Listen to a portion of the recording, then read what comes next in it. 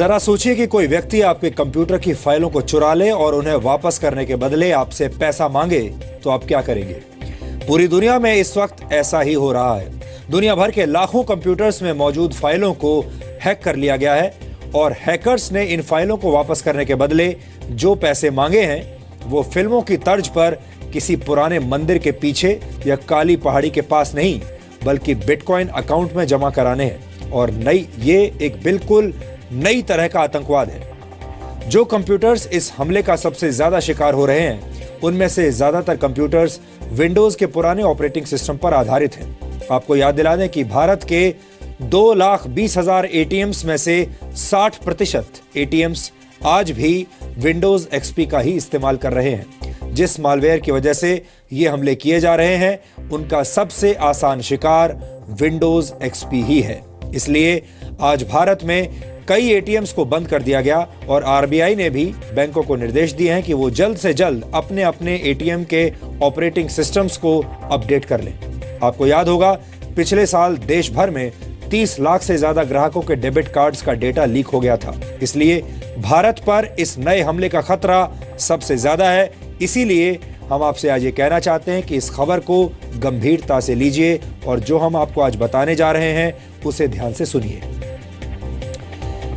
और इसीलिए आज हम इंटरनेट के इतिहास में अब तक के सबसे बड़ी हैकिंग का विश्लेषण आपके लिए कर रहे हैं। दुनिया भर में वानाक्राई रैंसमवेयर सॉफ्टवेयर की मदद से इस हैकिंग को अंजाम दिया जा रहा है। अब तक दुनिया के 150 देशों में 2 लाख से ज्यादा कंप्यूटर्स इस ऑनलाइन फिरौती का शिकार हो चुके हैं। जिन कंप्यूटर्स की फाइलों को हैक किया गया है उन पर यूजर्स को एक संदेश नजर आ रहा है।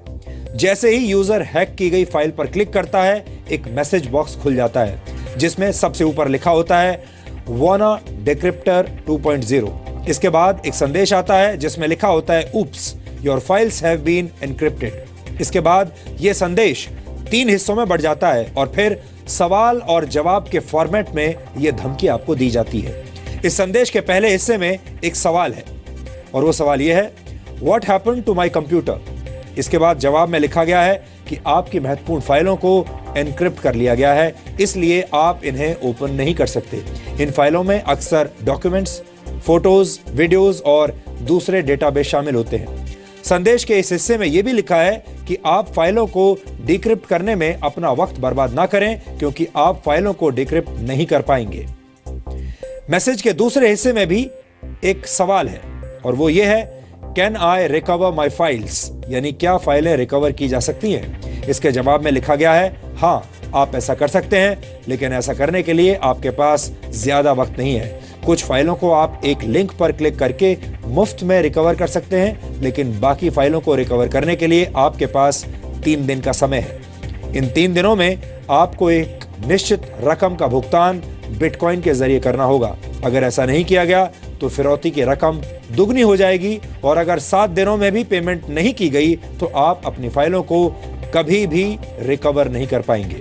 ऐसे गरीब यूजर्स जो 6 महीने में भी पेमेंट नहीं कर सकते उनके लिए फ्री इवेंट्स का आयोजन किया जाएगा। ये ठीक वैसा ही होगा जैसे कई बार गरीबों के लिए मुफ्त शिविर लगाए जाते हैं। संदेश के तीसरे हिस्से में भी एक सवाल है और वो ये हाउ डू आई पे, यानी मैं फिरौती की इस रकम को कैसे चुका सकता हूं। इसके जवाब में लिखा है पेमेंट सिर्फ बिटकॉइन में ही ली जाएगी।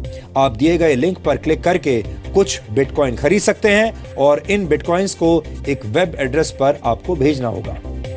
हमने कुछ महीने पहले डीएनए में आपको बिटकॉइन के बारे में बताया था। बिटकॉइन दुनिया की पहली डिसेंट्रलाइज्ड क्रिप्टो करेंसी है जो खासतौर पर डिजिटल दुनिया के लिए बनाई गई है। बिटकॉइन का इस्तेमाल पूरी दुनिया में कभी भी और कहीं भी किया जा सकता है। बिटकॉइन के जरिए कोई भी व्यक्ति दुनिया में किसी भी व्यक्ति को रकम भेज सकता है, ट्रांसफर कर सकता है और सबसे बड़ी बात यह है कि इसके लिए किसी बैंक या थर्ड पार्टी एजेंसी की मदद की जरूरत नहीं पड़ती।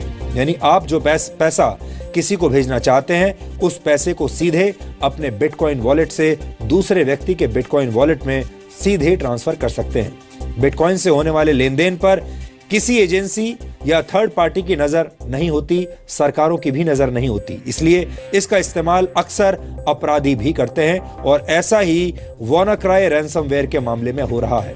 बिटकॉइन अब आधुनिक अपराधियों की पहली पसंद बन गया है।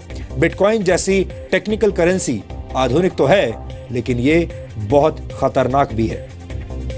आमतौर पर WannaCry मॉलवेयर से मुक्ति पाने के लिए जो रकम मांगी जा रही है वो करीब $300 यानी 19,218 रुपए है। अब सवाल यह है कि WannaCry रैंसमवेयर आखिर है क्या और इसने किन कंप्यूटर्स को प्रभावित किया है। WannaCry रैंसमवेयर जिन कंप्यूटर्स पर हमला कर रहा है वो सब माइक्रोसॉफ्ट के विंडोज ऑपरेटिंग सिस्टम का इस्तेमाल करते हैं। अमेरिका की नेशनल सिक्योरिटी एजेंसी यानी NSA ने कुछ वक्त पहले माइक्रोसॉफ्ट के विंडोज ऑपरेटिंग सिस्टम में एक खामी पकड़ी थी। ऑपरेटिंग सिस्टम की इसी खामी का फायदा उठाकर फाइलों को एनक्रिप्ट किया जा रहा है, लेकिन कहानी इतनी आसान नहीं है। NSA जब किसी ऑपरेटिंग सिस्टम में किसी खामी का पता लगाती है तो वो सॉफ्टवेयर बनाने वाली कंपनी को अक्सर इसके बारे में कभी बताती नहीं और इस खामी का फायदा उठाकर दुश्मनों के कंप्यूटर्स में चुपचाप ताक झांक करती है या फिर उन्हें हैक कर लेती है। लेकिन इंटरनेट की दुनिया में कई हैकर्स ऐसे भी हैं जिनके निशाने पर NSA के कंप्यूटर्स हैं। ऐसा ही एक हैकिंग ग्रुप है जिसका नाम है शैडो ब्रोकर्स। माना जा रहा है कि शैडो ब्रोकर्स ने ही सबसे पहले NSA की फाइलें चुराकर विंडोज की इस कमी का पता लगा लिया था। शैडो ब्रोकर्स ने अगस्त 2016 में ही NSA की फाइलों को इंटरनेट पर लीक करना शुरू कर दिया था।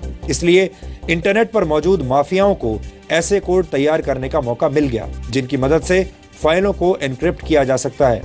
हालांकि इसी साल मार्च में माइक्रोसॉफ्ट ने एक सॉफ्टवेयर अपडेट के जरिए सिक्योरिटी पैच रिलीज किया था जो इस कमी को दूर कर देता है। इसलिए जिन लोगों ने अपने कंप्यूटर्स को अपडेट कर लिया था उन पर कोई खतरा नहीं है, लेकिन जो लोग कंप्यूटर के सॉफ्टवेयर अपडेट करने के मामले में आलसी हैं उन पर यह वायरस अटैक कर सकता है। सबसे ज्यादा खतरा उन कंप्यूटर्स पर है जो विंडोज XP का इस्तेमाल कर रहे हैं। माइक्रोसॉफ्ट ने विंडोज XP को अपडेट करने का सिलसिला 3 वर्ष पहले ही बंद कर दिया था। इसलिए जिन संस्थानों के कंप्यूटर्स विंडोज XP या उससे भी पहले के ऑपरेटिंग सिस्टम पर काम कर रहे हैं उन पर सबसे ज्यादा हमले हो रहे हैं। जिस तरह कारों के मॉडल्स पुराने हो जाते हैं, ठीक उसी तरह विंडोज का ये वर्जन भी अब पुराना और आउटडेटेड हो चुका है।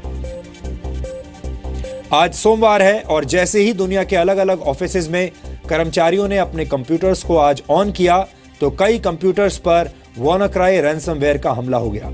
यह हमला ईमेल पर भेजे गए लिंक को क्लिक करने से भी होता है और इसका वायरस एक कंप्यूटर से दूसरे कंप्यूटर में फैल सकता है। रैंसमवेयर के हमले की शुरुआत शुक्रवार को हुई थी। जो संस्थाएं इस हमले से सबसे ज्यादा प्रभावित हुई हैं उनमें ब्रिटेन की नेशनल हेल्थ सर्विस, जर्मनी का रेल नेटवर्क, स्पेन की टेलीकम्युनिकेशन कंपनी टेलीफोनिका, अमेरिका की लॉजिस्टिक्स कंपनी फेडेक्स, फ्रांस की एक कार निर्माता कंपनी और रशिया का गृह मंत्रालय शामिल है। आप भी देखिए कि इंटरनेट वाली फिरौती ने कैसे पूरी दुनिया में लोगों को और उनसे जुड़ी सर्विसेज को प्रभावित किया है।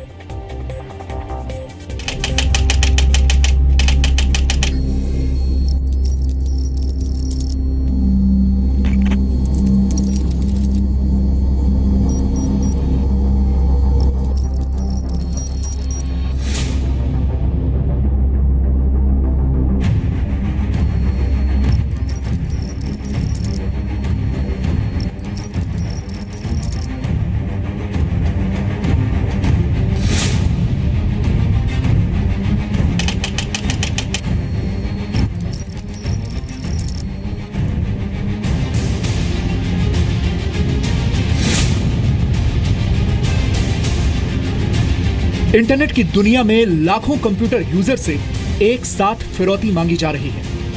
अगर वक्त पर पैसे नहीं दिए तो आपका डेटा, आपकी तस्वीरें, आपके दस्तावेज, वीडियोस और दूसरे जरूरी डेटा को कत्ल कर दिया जाएगा। शुक्रवार को रिलीज हुआ इंटरनेट की दुनिया का यह सबसे बड़ा टेरर सोमवार आते आते दुनिया के 150 देशों तक फैल गए। ऐसा माना जा रहा है कि डोनाल्ड ट्रंप से नाराज एक हैकिंग ग्रुप ने रैंसमवेयर WannaCry की शुरुआत की। यह ग्रुप कभी ट्रंप का समर्थन किया करता था, लेकिन अब ये ट्रंप की नीतियों से नाराज है। ये मैलवेयर एक विंडोज की वल्नरेबिलिटी है जो NSA US वालों ने ढूंढी थी। उस खामी को, उस वल्नरेबिलिटीज़ को एक्सप्लॉइट करके ये अटैक करता है। अटैक करते ही आपकी हार्ड डिस्क में जो डेटा है पूरा इनक्रिप्ट कर देता है, उसे अर्थहीन कर देता है, ताकि आप अपने हार्ड डिस्क में से कोई भी डेटा यूज़ नहीं कर पाए। एक ही फाइल बची रहती है जिसमें वो आपको फिरौती के इंस्ट्रक्शंस देता है। दूसरी तरफ शक रूस पर भी जताया जा रहा है, क्योंकि रूस में रैंसमवेयर का इस्तेमाल धड़ल्ले से किया जा रहा है। लेकिन 2009 में बिटकॉइन के अस्तित्व में आने के बाद से इसका इस्तेमाल काफी बढ़ गया है। और इस साल जैसे ही हैकर्स को माइक्रोसॉफ्ट के विंडोज ऑपरेटिंग सिस्टम में मौजूद एक खामी का पता लगा, उन्होंने बिना देर किए इसमें सेंध लगा दी। ये एक साइबर फाइनेंशियल फिरौती मांगने वाला आतंकवाद है, लेकिन ये सिर्फ पैसे के मामले तक ही सीमित रहता है। ये आपकी इकोनॉमी को कमज़ोर कर सकता है, क्योंकि ये डॉलर देने के बावजूद, ये बिटकॉइंस देने के बावजूद आपको डिक्रिप्शन कीज़ मिलेंगी, इसकी कोई गारंटी नहीं होती, क्योंकि ये पैसे लेके चले जाते हैं, आपसे बिटकॉइन वसूल करेंगे, आपको मिलेंगे नहीं। तो ये आप ब्लैकमेलिंग में इसके तहत इसके शिकार नहीं होइए। जो कंप्यूटर आज भी विंडोज एक्सपी का इस्तेमाल कर रहे हैं, उन्हें सबसे गहरी चोट लगी है। भारत में रैंसमवेयर की ऑनलाइन फिरौती के मामले अभी काफी कम है, लेकिन खतरा टला नहीं है, बल्कि आने वाले दिनों में यह बढ़ सकता है। और खबर तो अब ये भी आई है कि जब से 2 दिन पहले से एक एक्सीडेंटल किल स्विच को एक्सेस करने के बाद इसके फैलावट को रोका गया, वहाँ दूसरी ओर साइबर क्रिमिनल्स ने अब ठान लिया है कि अब वो इसी मैलवेयर में कुछ नए हेर बदल करके दोबारा से रिलीज करेंगे। लिहाजा मैं उम्मीद करता हूँ कि ये जो आक्रमण है, ये दुनिया के तमाम सारे राष्ट्रों के लिए एक वेकअप कॉल होनी चाहिए। गुजरात पुलिस के अफसरों ने एहतियात के तौर पर विभाग के कर्मचारियों को सतर्क रहने के लिए कहा है, तो वहीं गुजरात सरकार ने भी अपनी कुछ वेबसाइट्स को बंद कर दिया है। जो भी गवर्नमेंट है या जो भी मिनिस्ट्री है, उन्होंने प्रिकॉशन लिए हुए हैं, लेकिन मान लो कहीं से भी अगर एक स्पॉट से भी ये वायरस इन्वॉल्व हो जाता है तो इट्स लाइक मालवेयर, तो वो with in a short period of time it can spread across the network, तो it can definitely effect to our important details, जो लाइक कंट्री लेवल के लिए इम्पॉर्टेंट चीज़ें हैं, जो सिक्योरिटी के लिए इम्पॉर्टेंट चीज़ें हैं। पश्चिम बंगाल के वेस्ट मिदनापुर में west Bengal state electricity distribution company की वेबसाइट पर भी रैंसमवेयर हमले का शक जताया जा रहा है।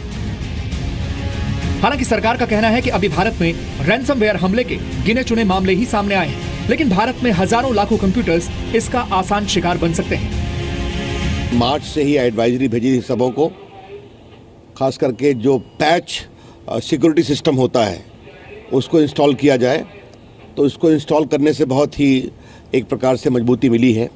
फिर भी आईटी विभाग, बाकी विभाग मिलकर इस पर पूरा नजर रखे हुए हैं। भारत की कंप्यूटर इमरजेंसी रिस्पांस टीम ने बैंकों, स्टॉक एक्सचेंज और national payments corporation of India और दूसरे महत्वपूर्ण संस्थानों को सतर्क रहने को कहा है।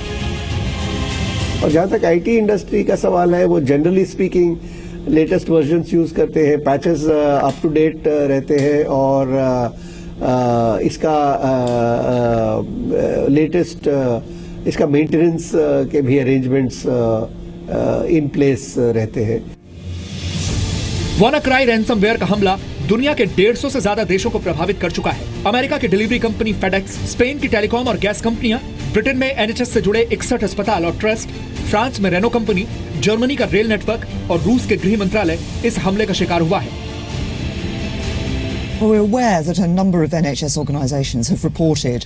हमें इसकी जानकारी है कि कई NHS संस्थाओं को रैंसमवेयर से नुकसान हुआ है। ये एक इंटरनेशनल अटैक है। इसमें दुनिया की कई संस्थाओं पर असर पड़ा है। National cyber security centre NHS के साथ इसके प्रभाव को कम करने पर काम कर रहा है। To ensure that they support the organisations concerned and that they protect patient safety. Britain की नेशनल हेल्थ सर्विस से जुड़े अस्पताल सबसे ज्यादा प्रभावित हुए हैं। इस हमले के बाद कई मरीजों के अपॉइंटमेंट्स कैंसिल करनी पड़ी, कई सर्जरीज रद्द कर दी गई, एम्बुलेंसेस की मूवमेंट भी काफी हद तक प्रभावित हुई। इस हमले के बाद से मरीजों से जुड़ी गोपनीय जानकारियां भी खतरे में हैं, क्योंकि हैकर्स इन जानकारियों को डार्क वेब यानी अपराधियों के इंटरनेट पर बेच सकते हैं। इनमें मरीजों के मेडिकल इंश्योरेंस से जुड़ी जानकारियां भी मौजूद हैं।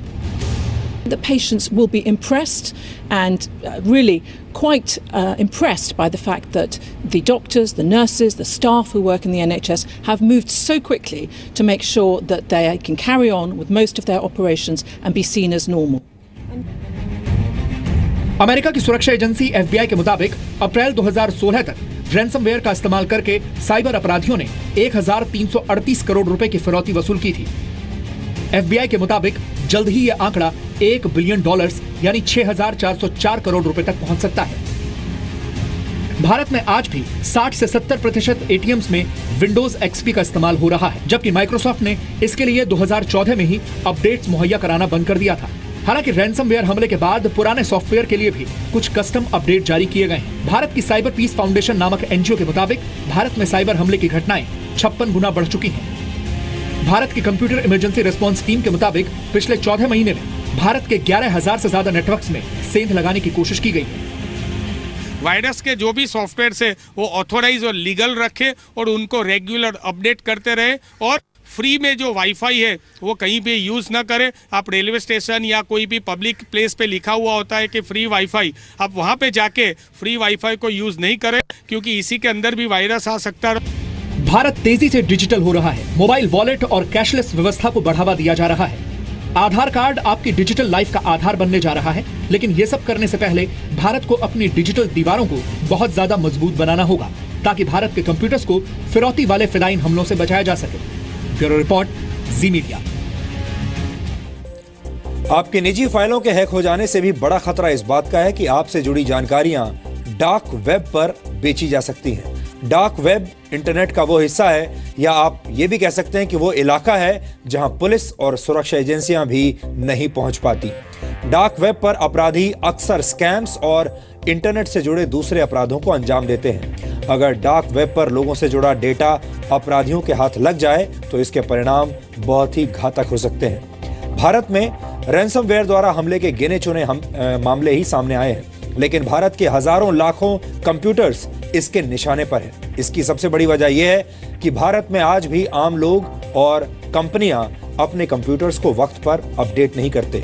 सॉफ्टवेयर कंपनी द्वारा भेजे जाने वाले नोटिफिकेशंस को अक्सर नजरअंदाज करते हैं और लोगों में फाइलों का बैकअप रखने की आदत नहीं है। इसलिए अगर आपने अपने कंप्यूटर्स को अभी तक अपडेट नहीं किया है तो देर ना करें, अपने कंप्यूटर्स को फौरन अपडेट करें, फाइलों का बैकअप तैयार रखें और हमारे इस DNA टेस्ट को अपने दोस्तों, रिश्तेदारों और परिवार के साथ शेयर करें, ताकि वो लोग भी अपनी डिजिटल लाइफ को ज्यादा सुरक्षित बना पाएं।